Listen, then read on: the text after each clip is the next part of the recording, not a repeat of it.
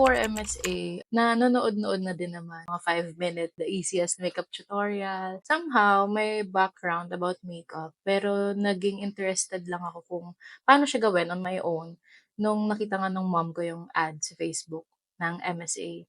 And then sabi niya, "Try mo kasi dapat isa sa'tin merong marunong na mag-makeup, talagang yung in-depth learning, hindi lang basta-basta." During my first session, everyday makeup siya, and then dun ako natuto na kahit pala simplest makeup look, madami siyang product na ginagamit. Akala ko 'pag everyday makeup, very minimal lang yung gagamitin na makeup, pero madami pa rin pala siya. Kahit madami yung product na ginamit, sobrang smooth niya lang tingnan sa face, hindi parang overwhelming. So yun yung isa sa mga natutunan ko din, na kahit madaming product yung gamitin mo, as long as ayun nga, naturo yung tamang technique, maganda yung kalalabasan niya. Sa eye makeup, nung nag-glam makeup na kasi wala talaga, zero knowledge about eye makeup.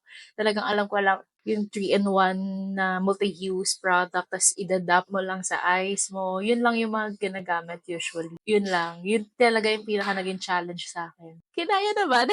More of yung gusto ko siya matutunan. Parang hindi naman ako kinakabahan kasi andiyan naman yung mga coaches to guide you. Since yun nga yung gusto kong matutunan sa kanya and naturo sa akin yung sa eye makeup. Eye makeup talaga yung gusto kong natutunan dito during my whole MSA journey. Very accommodating yung mga coaches na parang hindi nila ililimit.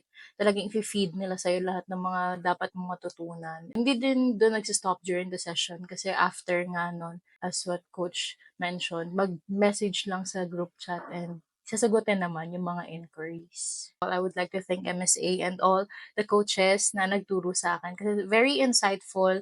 Lahat ng knowledge na nalaman ko na meron ako ngayon is because of them. They will really teach you all the things you need to learn when it comes to makeup. So, highly recommend it.